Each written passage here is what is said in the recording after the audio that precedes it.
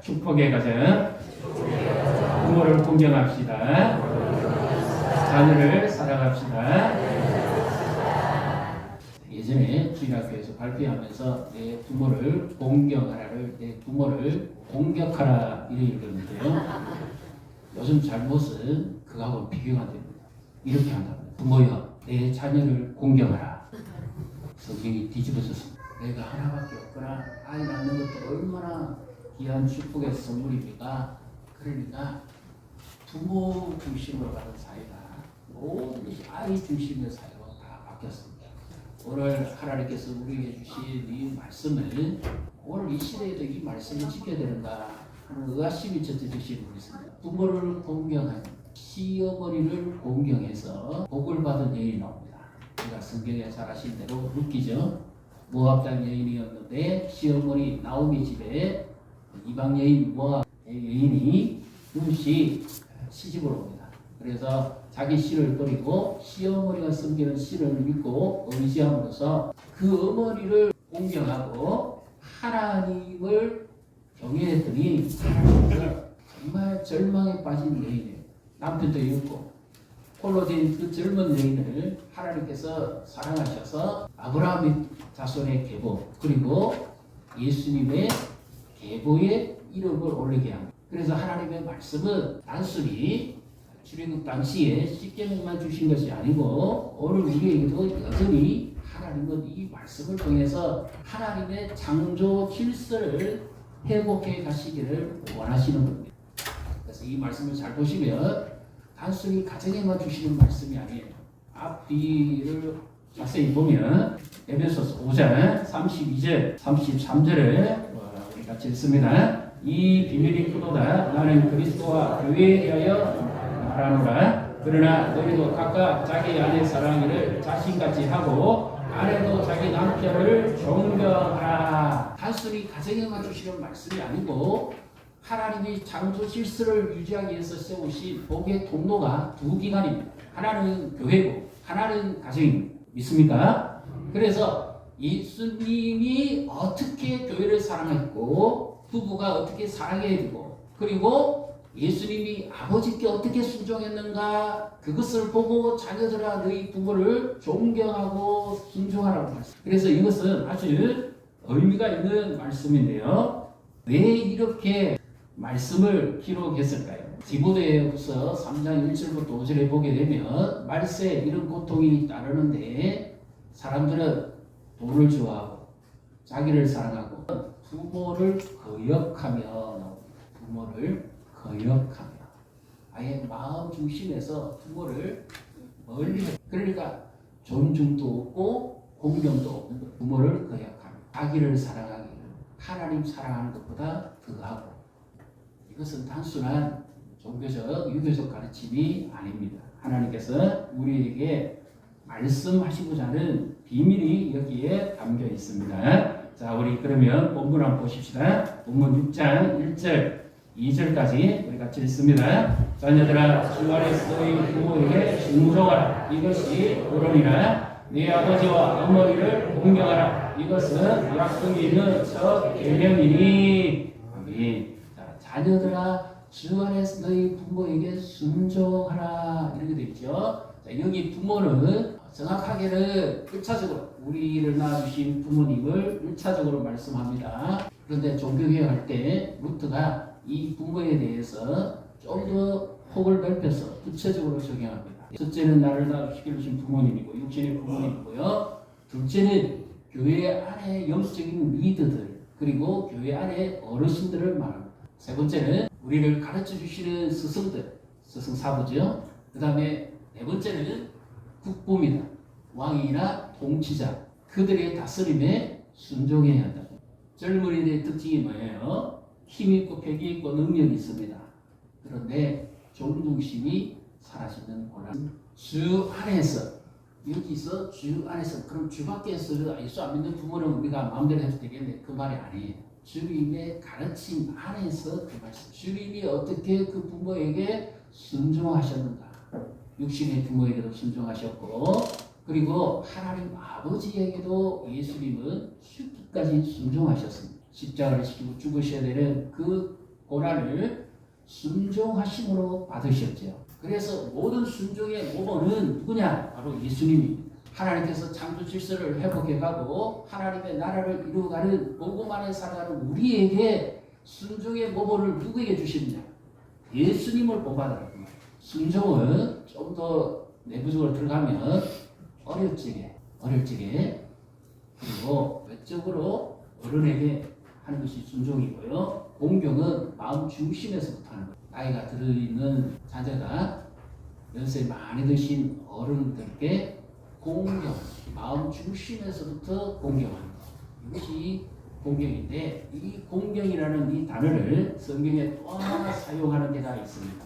그래서 이 말씀이 약속이 있는 첫 계명이다 이렇게 말씀하는데 출애굽기 20장 3절부터 몇 절을 보겠습니다. 너는 나 외에는 다른 신들을 내게 두지 말라. 너를 위하여 새긴 우상을 만들지 말고 또 위로 하늘에 있는 것이나 아래로 땅에 있는 것이나 땅 아래 물속에 있는 것에 어떤 형상도 만들지 말며 그것들에게 절하지 말며 그것들을 섬기지 말라. 나 네 하나님 여호와는 질투하는 하나님인즉 나를 미워하는 자의 죄를 갚되 아버지로부터 아들에게로 3, 4대까지 이르게 하거니와 나를 사랑하고 내 계명을 지키는 자에게는 천대까지 은혜를 베푸느니라. 아멘. 믿습니까? 아멘. 하나님께서 10계명 10가지 계명을 주실 때 하나님 자신에 대한 계명을 지키는 자에게는 천대까지 은혜를 베풀 것을 약속하셨습니다. 그렇죠? 그래서 10계명에 그래서 먼저는 하나님이 향한 계명을 약속대로 지키는데 하나님을 하나님으로 섬기려고 하면 우상처럼 형상을 하지 말아야 되고 하나님 앞에 다른 신을 두어서는 안 된다.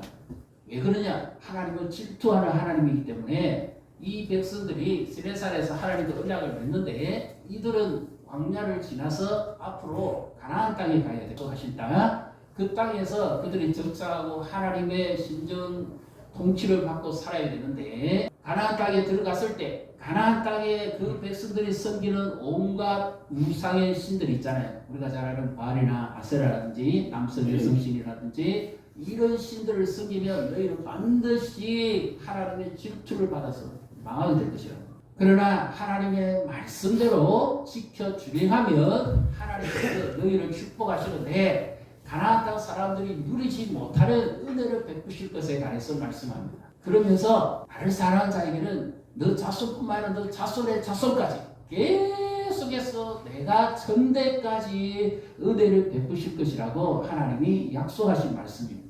가나안 땅은 오늘 우리치는 세상을 말합니다. 세상에 섬기는 신처럼 세상을 추구하는 사람들이 사는 방식으로 살지 아니하고 하나님의 말씀대로 살면 하나님께서 이와 같이 약속된 자녀에게 가정에게 복을 주시겠다는 말씀입니다. 이것이 하나님을 경외 또는 중심에서부터 공경하는 것을 의미합니다. 그런데 이 말씀의 단어가 똑같이 기록된 말씀이 출애굽기 20장 12절 내 부모를 공경하라. 그리하면 내 하나님 여호와가 내게 준 땅에서 내 생명이 길리라. 여기 하나님 공경과 내 부모를 공경하는 것이 같은 단어죠.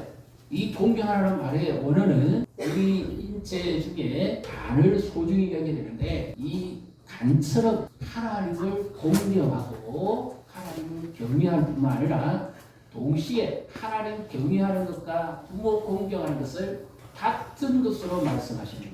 그래서 에베소서에 약속이 있는 첫 계명이라는 것은 사람에게 주신 가장 먼저 이 계명이 네 부모를 공경하라. 1계명부터 4계명까지는 하나님을 경외하는 자가 지켜야 될 계명에 관해서 말씀하고 천대까지 복을 주시겠다고 약속하셨고 5계명부터 10계명까지는 사람에게 공동체에 주신 말씀인데 똑같이 하나님 경외와 부모 공경을 하나님이 같이 묻습니다. 왜 그럴까요? 부모는 하나님께서 나를 이 땅에 보내시기 위한 창조적인 도구였기 때문에 믿습니까? 그 부모를 통해서 하나님이 창조의 승리를 이루어 가시기를 원하시는 것이고 또 하나는 그 부모를 통해서 주의 말씀을 듣고 가르침을 받아서 하나님을 알도록 하는 축복의 통로로 하나님이 주셨기 때문에 우리가 기준을 잡아야 됩니다. 신앙생활을 잘하느냐 못하느냐를 교회의 활동이나 봉사 승김의 영역으로만 보면 그거는 반쪽밖에 안 보는 거예요. 하나님은 무엇을 보실까요? 언제든지 중심을 보시는 거예요. 믿습니까? 중심에서 하나님을 얼마나 사랑하느냐. 사랑하지 않고 얼마든지 할 수 있어요. 중심에서 하나님을 정말 경외하는 사람, 이와 똑같이 부모를 중심에서 공경하는 사람, 하나님이 그 중심을 보시는 거예요. 21세기를 살아가는 우리에게 똑같이 하나님이 기준에 잣대를 두고 보시는 거예요. 하나님을 얼마나 공경하고 그 말씀 가르침대로 사는 것과 동시에 하나님께서 주신 부모나 어르신들이나 스승들을 어떻게 공경하고 섬기느냐를 하나님이 중심에서부터 판단하시겠다는 그 말씀입니다. 그래서 이것이 약속이 있는 첫 계명입니다. 우리가 흔히 하는 말로 이런 말 하죠. 어른을 홀대해서 잘 되는 자녀 본 적 없어요. 맞죠? 어른에게 함부로 해서 잘 되는 자식이 없어요. 왜 그럴까요?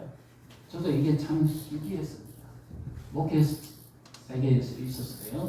뛰어나고 특출난 재능가진 의사, 달란트 가진 사람 많이 있어요. 그런데 살펴보면 위에 원로들이나 어른들에게 잘하지 못해서 잘 되는 사람 본 적 없어요.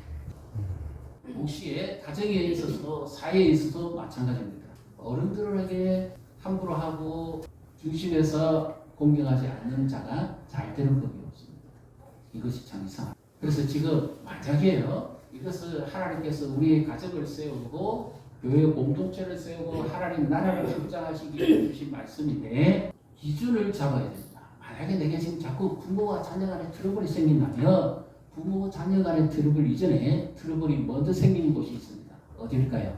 하나님과 나와 지금 막힌 것이 있어요. 이게 척도입니다. 내 자녀가 자꾸 내게 대항하거나 반항하거나 불순종하며 내가 먼저 하나님께 지금 그렇게 하고 있는가 그렇지 않는 걸 살펴야 돼요. 동시에 나는 지금 부모님께 지금 정말 마음에 우러나오는 공경을 하고 있는지 아닌지도 살펴야 됩니다.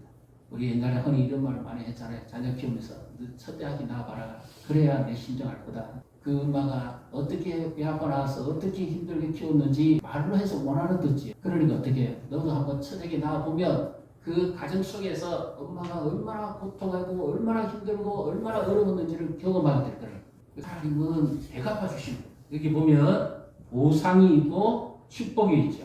자, 잘 보십시오. 본문 3절 같이 읽습니다. 이로써 우리가 잘되고 땅에서 장수하리라. 여기 네가 잘된다, 형통하게 된다, 1차적으로 뭐 막힘이 없이 순조롭게 된다, 성공하게 된다 이렇게 표현할 수도 있는데 순대로 하나님께서 약속하신 은혜를 베푸실 것을 관해서 말씀하고요. 그 다음에 육신적인 건강뿐만 아니라 생명의 연장까지 더 나아가서 마음이 즐겁고 형통한 은혜적 삶을 계속해서 누리실 것에 관해서 여기서 지금 말씀합니다. 그래서 하나님이 십계명에서 한번 말씀하시면 됐지 왜 구태여 이 에베소서에서 신약시대에 다시 이 말씀을 또 기록해라고 말씀하시죠. 로마 당시에 타락한 사회가 무너지게 된 계기가 가정이 문란했기 때문에 부모를 거역하고 자녀를 사랑하지 않고 가정이 엉망이었어요. 그래서 나라가 망했습니다. 하나님 나라 백성들은 그렇게 살아서는 안 된다는 거죠. 그래서 부모 공경을 통해서 결론은 무엇을 가르치고 싶은가요? 하나님 경외하는 법을 배우도록 하시고 눈에 보이시지 않는 하나님을 진심으로 공경하고 경외하는 자라면 눈에 보이는 부모를 당연히 공경할 수밖에 없다는 거죠. 이 명령이 해도 되고 안 해도 되고. 동시에 교회 안에서도 역시 마찬가지입니다. 교회 안에서도 형제 간 성도 간에 우애가 있어 화목해. 이것도 역시 하나님을 경외하는 자가 이웃 사랑을 실천하는 제일 먼저의 대상이 바로 교회입니다. 그리스도께서 우리를 어떻게 사랑하셨는지를 몸소 배우고 실천하는 것이 교회고 이 교회에서 하나님 말씀을 배우고 예수 사랑을 경험한 우리가 가정에 갔어도 교회에서인 것처럼 부모님께 하고 사회에서 어른들에게 하고 직장의 윗사람들에게 하고 이렇게 함으로써 하나님 나라의 창조 질서가 이루어가기를 하나님이 원하신 겁니다. 이것을 무시하게 되면 하나님의 창조 질서를 역행하는 것이 되는 겁니다. 그래서 어지러운 거예요. 곤돌이시는 하나님의 역사는 화평하고 화목하게 하고 거룩하게 하는 역사인 줄 믿으시기를 바랍니다. 마귀의 역사는 혼잡과 어지러움과 혼란을 경험하는 구출입니다. 내 마음에 기쁨이 없고 즐거움이 없다면 중심에서부터 기준을 제대로 잡아야 됩니다. 내가 하나님 앞에 지금 잘못하고 있는 건 없는지, 하나님 앞에 돌이켜야 될 부분 없는지 먼저 돌이켜야 돼요. 그리고 주의 말씀을 우리가 준행하면서 자녀는 부모의 떡을 보고 배운다 그러죠. 부모가 어떻게 신앙생활하고 어떻게 따르냐 하는 것을 보고 배갑니다. 여기 본보기가 바로 예수님이죠. 예수님이 십자가를 죽으실 때에 더 이상 육신의 어머니 마리아를 모실 수가 없으니까 마지막 그 극한의 십자가의 고통 속에서도 자기 사랑하는 제자 요한에게 이 어머니를 부탁합니다. 예수님이 하나님이고 하나님의 아들이시고 구원자로 오셨고 신성과 능력이 충만하신 분이었음에도 불구하고 이 육신의 어머니 마리아를 섬기고 공경하는 것을 멈추지 않았다는 겁니다. 그래서 우리가 하나님의 말씀대로 살아가는 것이 어렵고 힘들기도 하지만 그럼에도 하나님을 사랑하고 어른을 사랑하고 공경한다면 하나님이 네가 한 모든 것을 내게 한 것으로 내가 갚아서 내돌려 주겠다는 말. 사람을 잊어버립니다. 하나님은 잊지 않으시고 하나님은 모든 것을 기억하시는 믿으시기를 바랍니다. 그래서 하나님은 모든 것을 다. 그래서 우리가 잘 되도록 하시기 위해서 이 축복의 가정의 회복의 말씀을 주시기를 원했던 거예요. 부모를 공경하면 그 위에 계신 진정한 참되신 아버지를 알게 되는 거죠. 누가복음 15장에 보십시오. 이 탕자가 아버지에게도 함부로 합니다. 심지어 어른도까지 함부로 합니까? 이것은 우리나라에도 없어요. 돌아가시고 나면 물려줄 유산이잖아요. 그런데 아버지 살아 계실 때 유산을 내놔라는 거예요. 이거는 중동의 어느 나라에도 없어요. 전 세계 어느 나라도 없어요. 심지어 율법에 보면 부모에게 함부로 하면 돌로 쳐 죽여라고 되어 있습니다. 그런데도 이 아버지가 아들이 원하는 대로 자기 몫을 형의 몫, 자기 몫을 떼서 나눠줍니다. 이 자식이 가서 허랑방탕하죠. 다 날려버립니다. 큰 꿈을 가지고 나는 아버지처럼 살지 않겠다고 자신만 말하게 갔습니다. 그런데 돈 있는 동안에는 친구도 있고 사람도 많았어요. 다 날리고 난 다음에 아무도 그 곁에 도와줄 자가 없습니다. 심지어 자기 몸을 이방인 민족에 가서 돼지 치는 데 가서 몸을 품삯으로 내줍니다. 그리고 겨우 끼니 연명하면서 죽을 고생하면서 그때 이 탕자가 어떻게 고백하죠? 내가 하늘과 누구에게요? 아버지에게 죄를 지었다는 말. 아버지에게 함부로 하면 하나님께 죄 짓는 겁니다. 부모를 공경하면 하나님을 경외하는 것이죠. 그래서 하나님께서 하나님의 말씀이 이루어지는 그 가정을 세우시기 위해서 세상과는 다른 기준점을 두고 하나님이 지금 말씀하시는 겁니다. 가나안 땅에 들어간 그 백성들이 세상을 따라가지 아니하고 하나님만 경외하고 섬겼을 때 하나님이 전대까지 그들에게 복을 주실 것을 약속하신 것처럼 오늘 이 시대 가정의 위기, 사회적 위기, 온갖 어려움이 있는 이 사회에서도 말 못할 사정이 있지만 그럼에도 중심에서부터 하나님을 경외하려고 하고 그 가르침을 따르고자 애쓰는 모습을 보면 하나님이 얼마나 기뻐하실까요? 부모 공경하는 거 쉽지 않습니다. 특히 요즘은 노인성 질환을 앓고 계신 분들은요 정말 자녀 가슴이 막 찢어집니다. 말이 안 통하니까요. 저도 조금 경험해봤어요. 제가 나중에 이제 이런 병이 요즘 흔히 말하는 치매라는 거구나 하는 것을 그때 나중에 알았어요. 그때 병원도 그렇게 전문적으로 많이 있지도 않았고 그런데 어른이 피가 자꾸 약해지잖아요. 알아듣지를 잘 못하시잖아요. 그러니까 자녀 입장에서는 어떻게든지 말씀을 해야 되겠고 어머니의 그 안전과 그것을 위해서 알려는 드려야 되겠는데 이 참 정말 이거 보통 어른이라니. 그래서 큰 소리도 쳐야 되고 안 되면 막 핸드북에다 적어가지고 이렇게라도 하고 얼마나 힘든지 모릅니다. 그래야 더 이상 안 되면 그 병원에서 이제 요양하시도록 하게 하는 거잖아요. 긴 벽에 못이 없지요? 보자 없습니다. 여기 오래되면 부모 쓰기 쉽지 않습니다. 제가 그것도 겪어봤어요. 너무 그리고 어른이 계속 그 병으로 점점 안 좋아지기 시작하면 나중에 아파트 한 채 팔아야 됩니다. 병원비로. 그러니까 정말 힘들어해서 수고하고 그렇지만 남는 게 하나도 너무나 그런데도 하나님이 뭘 보실까요? 중심을 보시는 거예요. 그 부모님이 기도하는 것을 생각하십시오. 그 부모님이 이 땅을 떠나서 천국에 가 계셔서라도 이 땅에서 자녀를 위해서 기도하신 것은 변함없어요. 하나님 그랬어요. 그래서 우리의 정서 문화로 한번 같이 한번 가보시면 좋겠어요. 우리 어머니 마음 한번 우리 한번 같이 불러보시면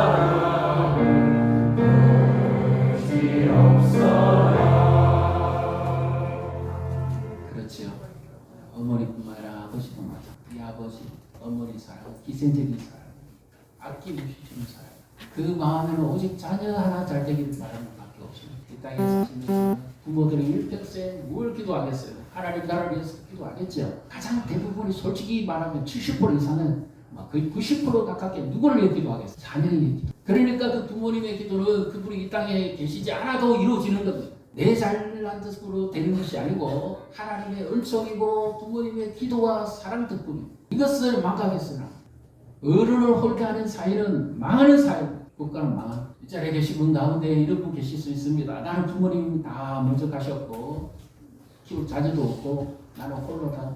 그래서 참 이런 어린이주의 어버이주의 때문에 마음이 유독 많이 불편하신 분들 계세요. 저는 참 부담이 되기도 합니다. 그래서 제가 말씀드린 게 뭐예요?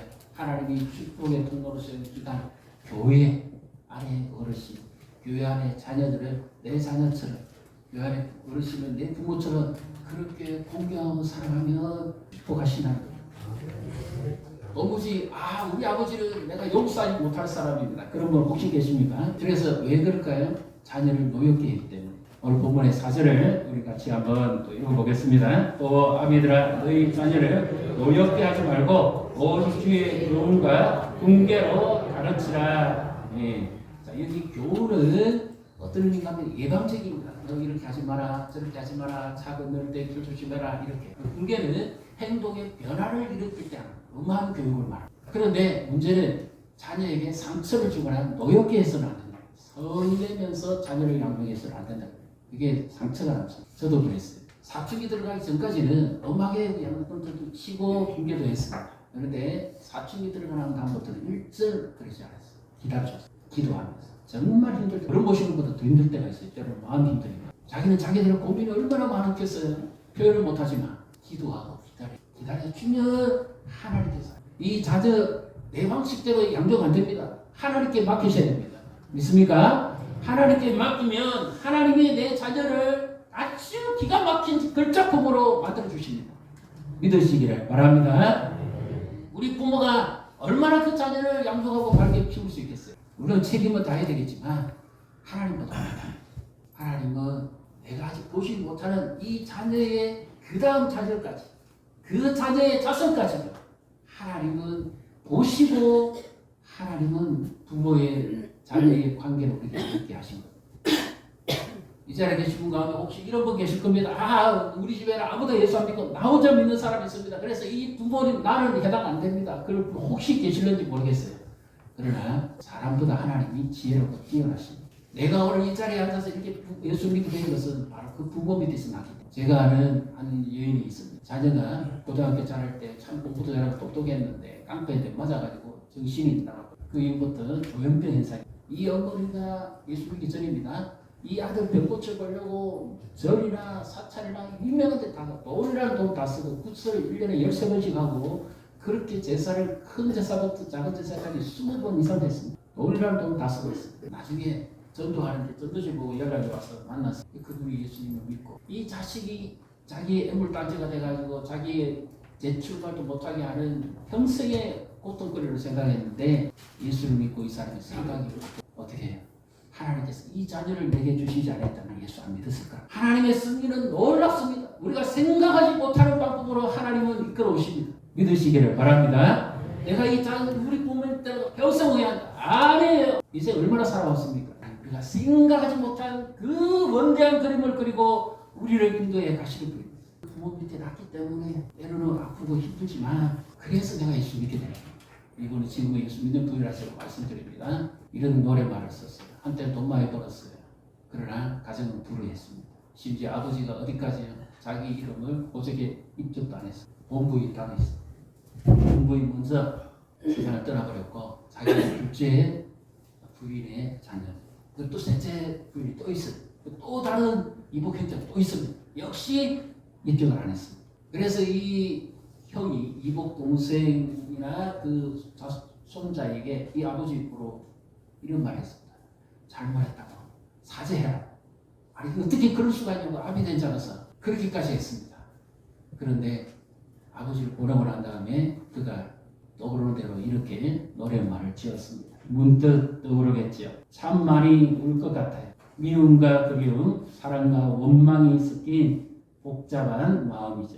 차가운 길목에 서서 참 오래 기다렸죠. 그 마음을 얻으려, 그 마음을 이해하려 기웃대던 시간들. 다른 게 보여요. 당신의 나이가 되니 감당 못하셨을 그 무게와 외로움들이 활키던 순간도 속은 아프셨을 그 마음, 사랑이었어요. 둘이서 같이 걷던 단 한 번의 추억이 있어요.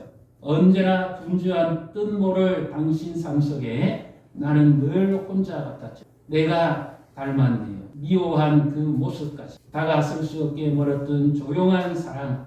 어떤 세월에도 결국 보고 싶은 대체 가족이란 뭘까요? 다른 게 보여요. 당신의 나이가 되니 소리 못 내셨을 고뇌와 두려움들이 화내던 순간도 어쩜 사랑이던 내 마음 이제서야 끄네요.